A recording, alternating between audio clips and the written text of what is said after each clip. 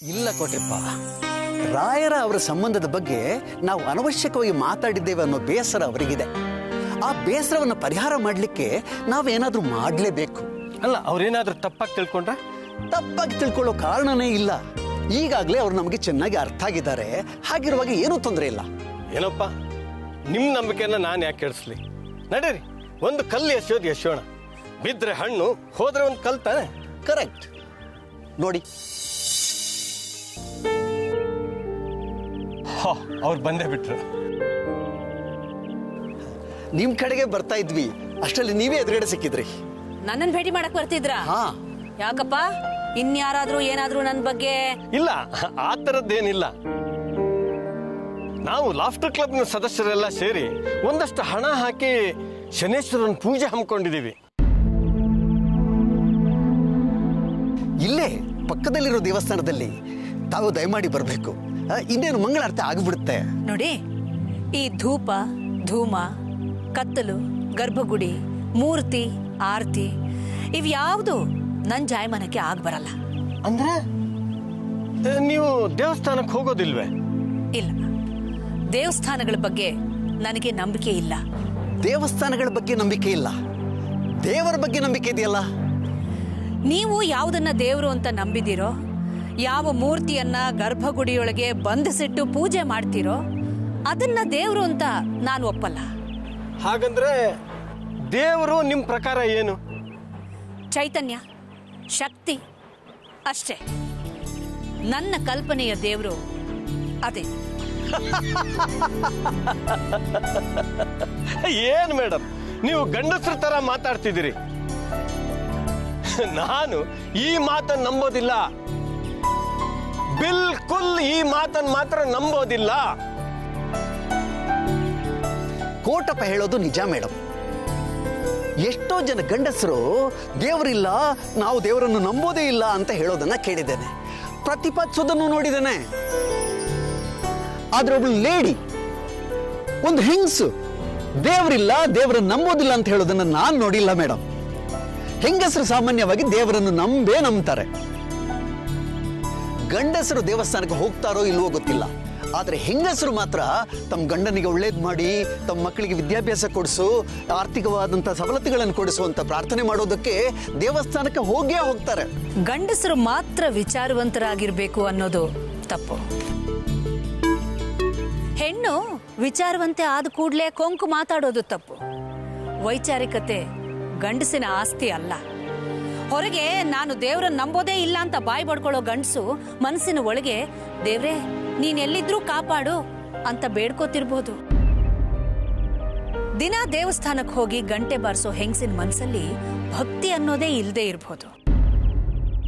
ಅವಳ ಪೂಜಾಚರಣೆ ತೋರಿಕೆಗೆ ಮಾತ್ರ ಆಗಿರಬಹುದು.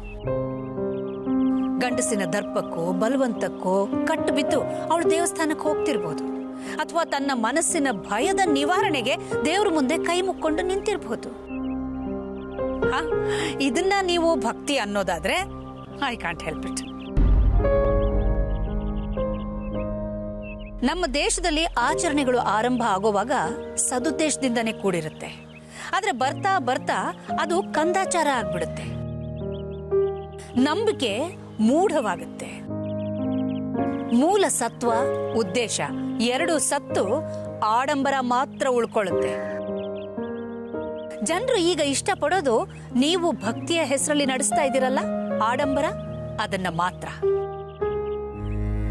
ಕೆಟ್ಟ ಕೆಟ್ಟ ಸಿನಿಮಾಗಳನ್ನ ಮಾಡಿ ಜನ ಏನ್ ಬಯಸ್ತಿದಾರೋ ಅದನ್ನೇ ಕೊಡ್ತಿದೀವಿ ಅಂತ ಸಿನಿಮಾದವ್ರು ಹೇಳ್ತಾರಲ್ಲ, ಹಾಗೆ ನೀವು ಜನ ಏನ್ ಇಷ್ಟಪಡ್ತಾರೋ ಅದನ್ನೇ ಮಾಡ್ತಾ ಇದ್ದೀರಾ.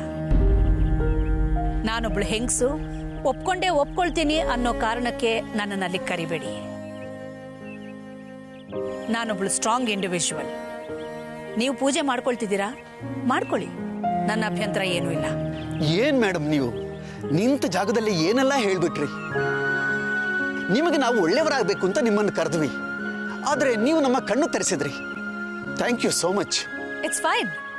ನನ್ಗನ್ಸಿದ್ದನ್ನ ನಾನು ಹೇಳಿದೆ. ಅದು ನಿಮಗೂ ಸರಿ ಅನ್ನಿಸಿದ್ರೆ ನೀವು ಒಪ್ಪಬಹುದು, ಒಪ್ಪದೆ ಹೋದ್ರೆ ಬೇಸರ ಏನಿಲ್ಲ. ನಿಮ್ ದಾರಿ ನಿಮ್ದು, ನನ್ ದಾರಿ ನಂದು. ನೀವು ಇಷ್ಟೆಲ್ಲ ಹೇಳಿದ್ಮೇಲೆ ನಿಮ್ಮನ್ನ ಒಂದು ಮಾತು ಕೇಳಬೇಕು ಅನ್ನಿಸ್ತಿದೆ. ನಿಮ್ಮ ಪ್ರಕಾರ ದೇವರು ಅಂದರೆ ಏನು? ಅವನು ಎಲ್ಲಿದ್ದಾನೆ, ಹೇಗಿದ್ದಾನೆ? ದೇವ್ರ ವಿಷಯ ಮಾತಾಡೋದಕ್ಕೆ ನಾನು ತುಂಬಾ ಚಿಕ್ಕವಳು. ಅದು ಚರ್ಚಿಸೋ ವಿಷಯನೇ ಹೊರತು ತೀರ್ಮಾನ ಕೊಡೋ ವಿಷಯ ಅಲ್ಲ. ಆಗಾಗ ಭೇಟಿ ಮಾಡ್ತಾ ಇರ್ತೀವಲ್ಲ, ಮಾತಾಡ್ತಾ ಮಾತಾಡ್ತಾ ತಿಳ್ಕೊಳ್ಳೋಣ. ಈಗ ನೀವು ಹೊರಡಿ, ನಿಮ್ಮ ಪೂಜೆ ಸಮಯ ಆಯಿತು, ಮಂಗಳಾರತಿ ಸಮಯ. ಕೋಟಪ್ಪನವರೇ, ರಾಜಾರಾಮ್ ಅವರೇ, ನೀವು ಅವತ್ತು ನನ್ನ ಬಗ್ಗೆ ಏನೋ ಕೇಳಕ್ ಬಂದ್ರಿ ಅಂತ ನನಗೇನು ಬೇಸರ ಇಲ್ಲ. ನಮ್ಮ ಸ್ನೇಹ ಹೀಗೆ ಇರುತ್ತೆ. ಡೋಂಟ್ ವರಿ, ಬರ್ತೀನಿ.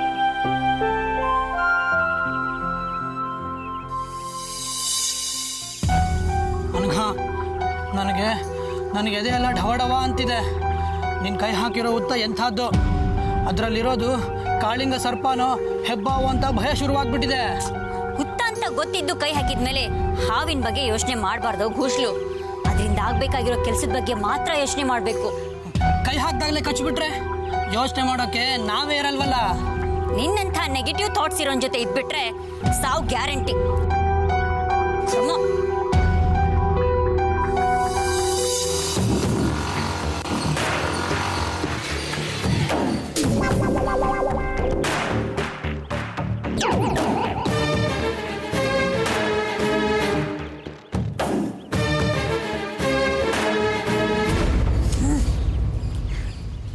ಅನಗ ಅಂದ್ರೆ ನೀನೇನಾ? ನಾನೇ ಅನ್ಗ. ಇವನ್ ಸಚಿನ್, ನನ್ನ ಪಾರ್ಟ್ನರ್. ಹಲೋ.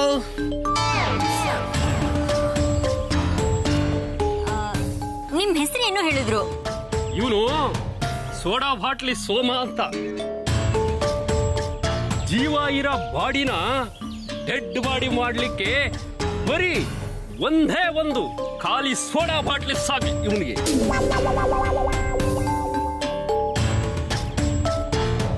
ಇವನು ಲಾಂಗ್ ಲಕ್ಷ್ಮಣ ಅಂತ. ಒಂದ್ಸಲ ಸುಮ್ಕೆ ಲಾಂಗ್ ಎತ್ತಿದ್ರೆ ಸಾಕು, ಆ ಮನ್ಸ ಲಾಂಗ್ ಲಾಂಗ್ ಆಗುವಂತ ಕತೆ ಆಗೋಯ್ತಾನೆ. ಹೇಳಿ ಮೇಡಮ್, ತಲೆನಾ ಕೈಯ ಕಾಲ ಏನ್ ಡೀಲ್? ತಲೆ ಕಡಿದು ನಿಮ್ಮ ಕಾಲ ಮೇಲಿಟ್ಟು ಕೈ ಕಾಲು ಕತ್ತರಿಸಿ ನಿಮ್ಮ ಕೈ ಕೊಡ್ತೀನಿ. ಲೇ ಲಾಂಗು, ತಲೆ ಕಡಿದ್ ನಿನ್ ಕೈ ಕಾಲು ಯಾಕ್ಲ ಕತ್ತರಿಸ್ಬೇಕು? ಅವ್ರಿಗೇನ್ ಬೇಕು ಅಂತ ಹೇಳಿ. ನೀವ್ ಹೇಳಿ ಮೇಡಮ್ ಅವ್ರೆ, ಫುಲ್ ಮಾಡ್ರ ಇಲ್ಲ ಆಫ್ ಮಾಡ್ರ, ಹವ ಇಟ್ರೆ ಸಾಕ? ನೀವ್ ಹೇಳಿ. ಹವಾ ಸದ್ಯಕ್ಕೆ ಹವಾ ಇಟ್ರೆ ಸಾಕು. ಅಡ್ರೆಸ್ಸು ಕೊಡ್ತೀನಿ. ಅಡ್ರೆಸ್ಸು, ರೂಟ್ ಮ್ಯಾಪು ಎಲ್ಲ ಕೊಡ್ತೀನಿ. ಹವಾ ಯಾರಿಗೆ ಇಡಬೇಕು, ಏನ್ ಇಡಬೇಕು ಅನ್ನೋದನ್ನ ನಾನ್ ಹೇಳ್ತೀನಿ. ನಾನ್ ಕೊಡೋ ಅಡ್ರೆಸ್ ಅಲ್ಲಿ 2 ಮುದಿ ಜೀವಗಳಿದಾವೆ. ಅವುಗಳಿಗೆ ಹೆದರಿಕೆ ಹುಟ್ಟೋ ಹಾಗೆ ನೀವು ಮಾಡ್ಬೇಕು. ಹಂಗಾದ್ರೆ ಇಬ್ರದ್ದು ಒಂದೊಂದು ಕೈ ಎತ್ಬಿಡಣ. ಎತ್ತದ್ ಗಿತ್ತದೆಲ್ಲ ಏನು ಬೇಡ ರೀ, ಸದ್ಯಕ್ಕೆ ಭಯಪಡಿಸಿ ಸಾಕು. ಹಾ ನೋಡಿ ಮಿಸ್ಟರ್ ರೌಡಿಗಳೇ, ಇದು ನೀವು ಮಾಡ್ಬೇಕಾಗಿರೋ ಡ್ರಾಮಾ ಸ್ಕ್ರಿಪ್ಟು. ಇದರಲ್ಲಿ ಪಿನ್ ಟು ಪಿನ್ ಎಲ್ಲ ಡೀಟೇಲ್ಸ್ ಬರ್ದಿದ್ದೀನಿ. ನೀವಲ್ಲಿ ಬಂದು ಇದ್ರ ಪ್ರಕಾರ ಆಕ್ಟ್ ಮಾಡ್ಬಿಟ್ರೆ, ಎಲ್ಲ ಕೆಲಸ ನಾವ್ ಅನ್ಕೊಂಡಂಗ ಆಗ್ಬಿಟ್ರೆ ಪರ್ಸೆಂಟೇಜ್ ಅಲ್ಲಿ ದುಡ್ಡು ಕೊಡ್ತೀನಿ. 1-2 ಅಲ್ಲ, ಲಾಭದ 10% ನಿಮ್ಗೆ.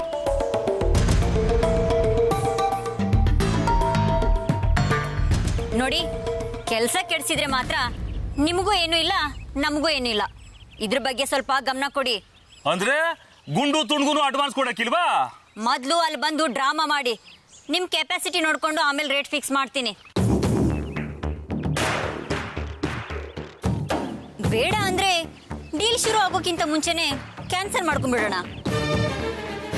ಇನ್ಯಾರಿಗೋ ಈ ಕೆಲಸ ಹೋಗುತ್ತೆ, 10% ಲಾಭ ಅವ್ರಿಗೆ ಹೋಗುತ್ತೆ. ಏನು ಅಂತ ನೀವೇ ಡಿಸೈಡ್ ಮಾಡಿ ಹೇಳಿ.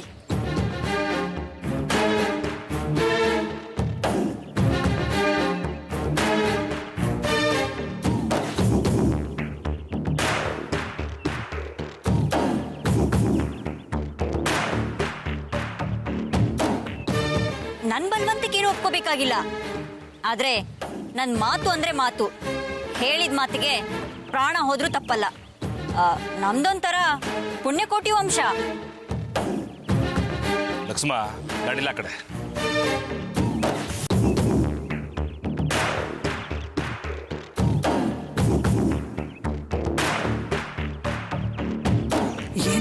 ನಮ್ಮನ್ನೇ ಎತ್ಬಿಡು ಪ್ಲಾನ್ ಮಾಡ್ತಿರೋ ಆಗಿದೆ. ಸುಮ್ಮನಿರು, ನಮ್ಮನೆ ತೀರಿ ಏನ್ ಸಿಗತ್ತೆ ಮಣ್ಣು? ಕೈಯಲ್ಲಿ ಬಂಗಾರದ ಉಂಗ್ರ ಕೂಡ ಇಲ್ಲ ನಮ್ಮ ಯೋಗ್ಯತೆಗೆ.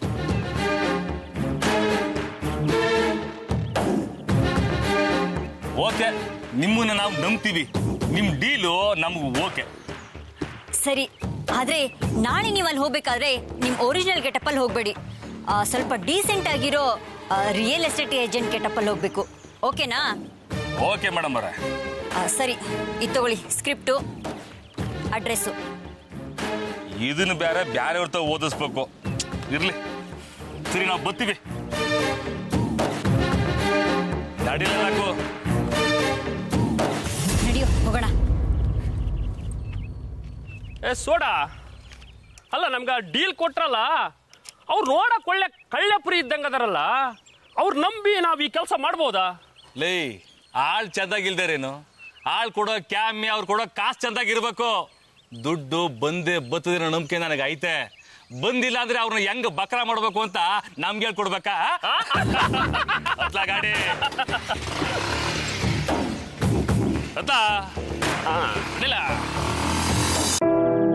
ಲತಾ, ನೀನ್ ಒಬ್ಳೆ ಬಂದ್ಯಾ? ಸುಷ್ಮಾ ನಿನ್ ಜೊತೆ ಬರ್ಲಿಲ್ವಾ? ನಾನು ಒಬ್ಳೆ ಬಂದಿದ್ದೀನಿ ನಿಜ, ಆದ್ರೆ ನಿಮಗೊಂದು ನಂಬೋಕಾಗದೆ ಇರೋಂತ ಅದ್ಭುತವಾದ ಸುದ್ದಿ ತಂದಿದ್ದೀನಿ. ಅದ್ ಏನಂತ ಊಹೆ ಮಾಡಿ ಹೇಳಿ ನೋಡೋಣ. ಈ ಮುದುಕಿಗೆ ಸಾವು ಬರ್ತಿದೆ ಅನ್ನೋ ಸುದ್ದಿಗಿಂತ ಅದ್ಭುತವಾದ ಸುದ್ದಿ ಮತ್ಯಾವ್ದಿರುತ್ತೆ ಹೇಳು? ನೋಡಿ, ಮತ್ತೆ ನೀವು ನಿರಾಶಾವಾದ ಮಾತುಗಳನ್ನ ಆಡಕ್ ಶುರು ಮಾಡಿದ್ರ ಆಶಾವಾದನು ಇಟ್ಕೋಬೇಕಲ್ವಾ? ನೋಡು ಲತಾ, ನನ್ನೋರು ತನ್ನೋರು ಅಂತ ಇದ್ದು ಹೀಗೆ ಬೇರೆಯವರ ಆಶ್ರಯದಲ್ಲಿ ಅನಾಥರಂತೆ ಬದುಕೋ ಕಷ್ಟ ಇದೆಯಲ್ಲ, ಅದು ಯಾವ ಶತ್ರುಗೂ ಬೇಡಮ್ಮ. ಇಲ್ಲಿರೋರೆಲ್ಲ ಅನುಭವಿಸ್ತಾ ಇರೋ ಸಂಕಟ ಯಾರಿಗೂ ಹೇಳ್ಕೊಳಕ್ಕಾಗಲ್ಲ. ಇನ್ಮೇಲೆ ಈ ಕಷ್ಟ ವನವಾಸ ಯಾವುದೂ ಇರಲ್ಲ. ಕತ್ತಲು ಮುಗೀತು, ಬೆಳಕು ಮೂಡ್ತು. ದಿಕ್ಕಿಲ್ದೆ ಇರೋ ಪರದೇಶಿ ತರ ಈ ಆಶ್ರಮದಲ್ಲಿ ನೀವ್ ಇರ್ಬೇಕಾಗಿಲ್ಲ. ಅದ್ ಹೇಗಮ್ಮ ಸಾಧ್ಯ ಲತಾ? ಈಗ ಇದೇ ನನ್ನ ಮನೆ ಆಗ್ಬಿಟ್ಟಿದೆ. ಇಲ್ಲಿಂದ ಆಚೆ ಹೋಗೋದು ಅಂದ್ರೆ ಅದು ನನ್ನ ಸ್ಮಶಾನ ಯಾತ್ರೆ ಮಾತ್ರ. ನಾನು ಕೊನೆ ಕ್ಷಣಗಳನ್ನ ಎಣಿಸ್ತಾ ಇದ್ದೀನಿ. ಅದು ನಿಮ್ ಯೋಚನೆ, ಆದ್ರೆ ಆ ದೇವ್ರ ಯೋಚನೆ ಬೇರೆನೇ ಇದೆಯಮ್ಮ. ಅದಕ್ಕೆ ನಾವ್ ಯಾವಾಗ್ಲೂ ದೇವ್ರನ್ನ ನಂಬೇಕು, ತಾಳ್ಮೆಯಿಂದ ಕಾಯ್ಬೇಕು. ಇಷ್ಟು ವರ್ಷ ಕಳ್ಕೊಂಡ್ ಸುಖ ಸಂತೋಷನ ಆ ದೇವ್ರು ಒಟ್ಟಿಗೆ ನಿಮಗ್ ಕೊಡ್ತಾ ಇದ್ದಾನೆ. ಅಂದ್ರೆ ನೀವು ವಾಪಸ್ ನಿಮ್ ಮಗನ್ ಮನೆಗೆ ಹೋಗ್ತಿದ್ದೀರಾ. ನಾನ್ ನಿಮ್ಮನ್ನಲ್ಲಿ ಕರ್ಕೊಂಡು ಹೋಗ್ಬೇಕು ಅಂತಾನೆ ಬಂದಿರೋದು. ನಿಜ ನನ್ ಮಾತು. ಲತಾ, ಈ ವಿಚಾರದಲ್ಲಿ ತಮಾಷೆ ಮಾತ್ರ ಮಾಡಬೇಡಮ್ಮ. ಖಂಡಿತ ಇದನ್ನೆಲ್ಲ ತಡ್ಕೊಳ್ಳೋ ಶಕ್ತಿ ನನಗಿಲ್ಲ. ಇದು ಖಂಡಿತ ತಮಾಷೆ ಅಲ್ಲಮ್ಮ. ನಿಮ್ ಮಗ ಸುಂದರೇ ನಿಮ್ಮನ್ ಕರ್ಕೊಂಡ್ ಬನ್ನಿ ಅಂತ ನನ್ನನ್ ಕಳ್ಸಿರೋದು. ಏನು? ನನ್ ಮಗ ಸುಂದರ ನಿನ್ ಕೈಲಿ ಹೇಳಿ ಕಳ್ಸಿದ್ನಾ? ಹೌದಮ್ಮ, ನಿಜ ನನ್ ಮಾತು. ನಿಮ್ ಕಷ್ಟದ ದಿನಗಳು ಮುಗೀತು. ಆದ್ರೆ ಅವನ್ ಯಾಕೆ ಹಾಗೆ ಹೇಳಿ ಕಳಿಸ್ದ? ಅವನ್ಗೆ ನನ್ ಮುಖ ಕಂಡ್ರೆ ಆಗ್ತಾ ಇರ್ಲಿಲ್ಲ. ಅವನ್ ಯಾಕೆ ನನ್ನನ್ನ ಮನೆ ಕರ್ಕೊಂಬ ಅಂತ ಹೇಳಿ ಕಳಿಸ್ದ? ಏನಮ್ಮ ನೀವು ಎಣ್ಣೆ ಬಂದಾಗ ಕಣ್ಮುಚ್ಕೊಂಡ್ರು ಅಂದ ಹಾಗೆ ನಿಮ್ ಮಗನೇ ನಿಮ್ಮನ್ ಕರ್ಕೊಂಬ ಅಂದ್ರು ಇನ್ನೂ ಅನುಮಾನ ಮಾಡ್ಕೊಂಡು ನಿಂತಿದ್ದೀರಲ್ಲ. ಅದ್ ಹೇಗೆ, ಏನು, ಯಾಕೆ ಅನ್ನೋದನ್ನ ನಾನು ಹೋಗ್ತಾ ಹೋಗ್ತಾ ಹೇಳ್ತೀನಿ. ನೀವು ಮೊದಲು ಹೊರಡಕ್ ರೆಡಿಯಾಗಿ. ನೋಡು ಲತಾ, ನೀ ಹೊರಟು ಬಿಡು ಅಂದ್ರೆ ನಿಜವಾಗ್ಲೂ ನಾನು ಈಗಲೇ ಹೊರಟು ಬಿಡ್ತೀನಿ. ಆದ್ರೆ ಅವನು ನಾನು ಈ ವಿಷಯ ಹೇಳಲೇ ಇಲ್ಲ ಅಂದ್ರೆ ಮನೆಗೆ ಹೋದ್ಮೇಲೆ ಇಲ್ಲಿಗೆ ಯಾಕೆ ಕರ್ಕೊಂಬಂದೆ ಈ ಹೆಂಗ್ಸ್ನ ವಾಪಸ್ ಕಳಿಸ್ಬಿಡು ಅಂದ್ರೆ ನಾ ಮಾತ್ರ ಇಲ್ಲಿಗೆ ವಾಪಸ್ ಬರೋದಿಲ್ಲಮ್ಮ. ಅದೇ ಕ್ಷಣ ಅಲ್ಲೇ ನಾನು ಪ್ರಾಣ ಬಿಟ್ಬಿಡ್ತೀನಿ. ನಾನು ಆಣೆ ಮಾಡಿ ಹೇಳ್ತಾ ಇದ್ದೀನಮ್ಮ, ನಿಮ್ ಮಗನೇ ನಿಮ್ಮನ್ನ ಕರ್ಕೊಂಬನ್ನಿ ಅಂತ ಹೇಳಿರೋದು. ಹಾಗಾದ್ರೆ ಅವನು ಯಾಕೆ ಬರಲಿಲ್ಲ? ಸುಷ್ಮಾ ಯಾಕೆ ಬರಲಿಲ್ಲ? ನೀನೊಬ್ಳೆ ಯಾಕೆ ಬಂದೆ? ನನ್ಗೊಂದು ಅರ್ಥ ಆಗ್ತಾ ಇಲ್ವಲ್ಲ. ಅದಕ್ಕೂ ಒಂದು ಕಾರಣ ಇದೆ. ನಿಮ್ ಸೊಸೆ ಸುಷ್ಮಾ ಪ್ರೆಗ್ನೆಂಟ್ ಆಗಿದ್ದಾಳೆ. ನಿಮ್ ಮಗ ಅವರ ನೋಡ್ಕೊಂಡು ಮನೇಲೇ ಇದ್ದಾರೆ. ಅದಕ್ಕೆ ನಾನೇ ಬಂದಿದ್ದು. ನಿಜನಾ? ನನ್ನ ಸೊಸೆ ಸುಷ್ಮಾ ತಾಯಿ ಆಗ್ತಾ ಇದ್ದಾಳ? ಹೌದಮ್ಮ. ದೇವ್ರೆ, ಕೊನೆಗೂ ನನ್ನ ಸೊಸೆಗೆ ತಾಯಿ ಆಗೋ ಭಾಗ್ಯ ಕೊಟ್ಟಿಯಪ್ಪ. ಈ ನತದೃಷ್ಟಿಗೆ ಅಜ್ಜಿ ಆಗೋ ಭಾಗ್ಯ ಕರುಣಿಸಿದ್ಯಾ ತಂದೆ? ನಾನು ನಿಮ್ ವೃದ್ಧಾಶ್ರಮದ ಮ್ಯಾನೇಜರ್ ಹತ್ರ ಮಾತಾಡಿದ್ದೀನಿ. ಮನೆಯಲ್ಲಿ ನಿಮ್ ಮಗ ಸೊಸೆ ಇಬ್ರು ಕಾಯ್ತಾ ಇರ್ತಾರೆ. ನೋಡಮ್ಮ, ನನ್ಗೀಗ ನಿನ್ ಮಾತಿನ ಮೇಲೆ ನಂಬಿಕೆ ಬಂತು. ನಡೀರಿ. ನನ್ನ ಮಗ ನನ್ನನ್ನು ಮನೆಗೆ ಕರೆಸ್ಕೊತಾ ಇದ್ದಾನೆ. ನಾನು ನನ್ನ ಮಗ ಸೊಸೆ ಜೊತೆ ಚೆನ್ನಾಗಿರ್ತೀನಿ. ನೀವೆಲ್ಲ ನಿಮ್ಮ ಆರೋಗ್ಯನ ಚೆನ್ನಾಗಿ ನೋಡ್ಕೊಳ್ಳಿ. ಬರ್ತೀನಿ.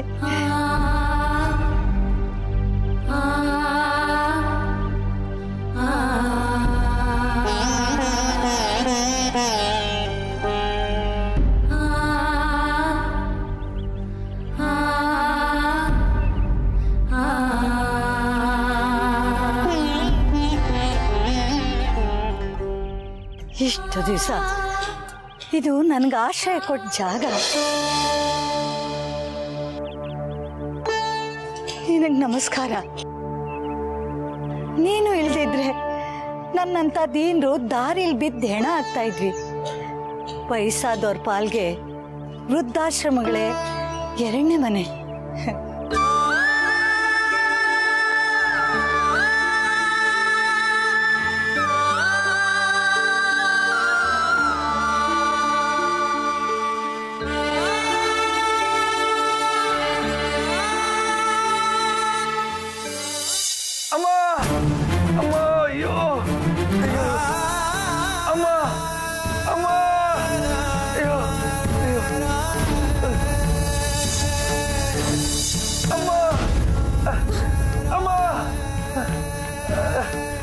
ಪ್ರಧಾನ್, ಏನಪ್ಪ, ಏನು, ಯಾಕೋ ಹೀಗೆ ಬಿದ್ದಿದೀಯಾ?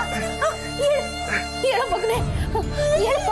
ಕೂತ್ಕೋ ಕೂತ್ಕೋ, ಮಗು ಸುಧಾರಿಸ್ಕೋ. ಏನಾಯ್ತಪ್ಪ, ಏನಾಯ್ತು ಕಂದ? ನನ್ನ ತಲೆ ಸಿಡ್ದು ಹೋಗೋಗಾಯ್ತಮ್ಮ. ನೋವು ತಡ್ಕೊಳಕ್ಕಾಗ್ಲಿಲ್ಲ. ಒದ್ದಾಡ್ತಲ್ಲಿ ಹೇಗೆ ಕೆಳಗೆ ಬಿದ್ನೋ ಗೊತ್ತಾಗ್ಲಿಲ್ಲ. ಕೆಳಗೆ ಬಿದ್ದಿದ್ದು ತುಂಬಾ ನೋವಾಯ್ತೇನೋ? ಬಿದ್ದಿದ್ದು ನೋವಿಲ್ಲಮ್ಮ, ಆದ್ರೆ ತಲೆ ಮಾತ್ರ ಈಗ್ಲೋ ಆಗ್ಲೋ ಸಿಡಾರಂತ ಸಿಡ್ದು ಹೋಗೋಗಾಗ್ತಿದ್ಯಮ್ಮ. ನನ್ನಿಂದ ಆಗ್ತಾ ಇಲ್ಲ. ಮಧುರ ಎಲ್ಲೋದ್ಲು ನೀನೊಬ್ಬನ್ನೇ ಬಿಟ್ಟು? ಅವಳು ಆಶ್ರಮಕ್ಕೆ ಹೋಗಿದ್ದಾಳೆ. ನಡಿಯಪ್ಪ, ತಡ ಮಾಡೋದು ಬೇಡ, ನಾವು ಆಸ್ಪತ್ರೆಗೆ ಹೋಗೋಣ. ನಡಿ. ಬೇಡಮ್ಮ, ಬೇಡ. ಇನ್ ಮಧುರ ಬಂದ್ರೆ ಬೈತಾಳೆ. ಅಲ್ಲಿ ಭಸ್ಮ ಇದೆ, ಅದನ್ನೇ ಒಂಚೂರು ಹಚ್ಚಮ್ಮ.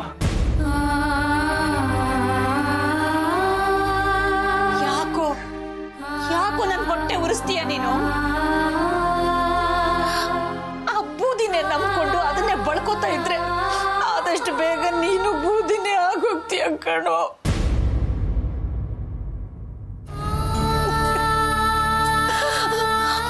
ಅದರಿಂದೆಲ್ಲ ಏನು ಪ್ರಯೋಜನ ಇಲ್ಲಪ್ಪ. ಅಲೋಪತಿನೇ ಆಗ್ಬೇಕು ಅಂತ ನಾನು ಹೇಳ್ತಿಲ್ಲ. ಆಯುರ್ವೇದನೋ ಹೋಮಿಯೋಪತಿನೋ ಯಾವುದೋ ಒಂದು ಆಸ್ಪತ್ರೆಗೆ ಹೋಗೋಣ. ನಿನ್ ತಲೆ ನೋವಿಗೆ ಕಾರಣ ಏನು ಅಂತಾದ್ರೂ ತಿಳ್ಕೊಳ್ಳೋಣ. ಬರೀ ಆ ಬೂದಿ ಬಾಬನ್ ಬೂದಿನ ನಂಬ್ಕೊಂಡು ಬುದ್ಧಿಗೇಡಿ ಆಗ್ಬೇಡ ಕಣೋ. ಈಗ ಸ್ವಲ್ಪ ತಲೆನೋವು ಕಡಿಮೆ ಆಯ್ತು. ಸಾಕು, ಮುಚ್ಚ ಬಾಯಿ. ಕಂಡಿದ್ದೀನಿ ನೋವು ಕಡಿಮೆ ಆಗಿದ್ದನ್ನ. ನೋವು ತಿಂದು ತಿಂದು ಕೃಷ ಆಗೋಗಿದೀಯಾ ಕಣೋ. ಬೇರೆ ಇನ್ನೇನು ಕಾರಣ ಹೇಳ್ಬೇಡ ನನಗೆ. ನಡಿ, ಆಸ್ಪತ್ರೆಗೆ ಹೋಗೋಣ. ಅವಳು ಬೇಜಾರು ಮಾಡ್ಕೋತಾಳಮ್ಮ. ಅವಳು ಬೇಜಾರು ಮಾಡ್ಕೋತಾಳೆ ಅಂತ ಪ್ರಾಣ ಕಳ್ಕೋತೀಯನೋ ಮುಟ್ಟಾಳ? ಯಾಕೋ ಪ್ರಧಾನ್, ನೀವಿಬ್ರು ನನ್ನ ಮಾತೆ ಕೇಳಲ್ಲ ಅಂತೀರಾ? ನಾನು ನಿನ್ನ ಅಮ್ಮ ಕಣೋ. ನಾನು ಏನೇ ಹೇಳಿದ್ರು ಅದು ನೀನ್ ಚೆನ್ನಾಗಿರ್ಬೇಕು ಅಂತ ಮಾತ್ರ ಕಣೋ. ನಿನ್ ಹೆಂಡತಿ ಮಾತನ್ನ ನೀನ್ ಕೇಳಲೇಬಾರ್ದು ಅಂತ ಹೇಳೋ ಅಷ್ಟು ಕೆಟ್ಟ ಅಮ್ಮ ಅಲ್ಲ ಕಣೋ ನಾನು. ನನ್ನಂತೆ ನಡಿಬೇಕು ಅನ್ನೋ ಸ್ವಾರ್ಥನೂ ನನಗಿಲ್ಲ ಕಣೋ. ನನ್ನ ಉದ್ದೇಶ ಒಂದೇ, ನೀನ್ ಚೆನ್ನಾಗಿರ್ಬೇಕು, ನೀನ್ ಬೇಗ ಗುಣ ಆಗ್ಬೇಕು ಕಣೋ. ಯಾವ ಡಾಕ್ಟ್ರು ಏನು ಮಾಡಕ್ಕಾಗಲ್ಲ ಅಂತ ಕೈ ಚೆಲ್ದಾಗ ಮಾತ್ರ ಜನರು ದೇವ್ರು, ಭಕ್ತಿ, ಹರಕೆ ಅಂತ ಆ ಮಾರ್ಗದಲ್ಲಿ ಹೋಗ್ತಾರೆ. ಆದ್ರೆ ನೀನು, ನಿನ್ ಹೆಂಡತಿ ಅಂತ ಯಾವ ಮನುಷ್ಯ ಪ್ರಯತ್ನನೂ ಮಾಡದೆ ಬರೀ ಈ ಬಾಬನ್ ಬೂದಿನೇ ನಂಬ್ಕೊಂಡು ಕಾಲಹರಣ ಮಾಡ್ತಾ ಇದ್ದೀರಲ್ರೋ. ಈಗ್ಲಾದ್ರೂ ನನ್ನ ಮಾತು ಕೇಳೋ ಪ್ರಧಾನ್. ಒಂದ್ಸಲ ಡಾಕ್ಟರ್ ಹತ್ರ ತೋರ್ಸೋಣ.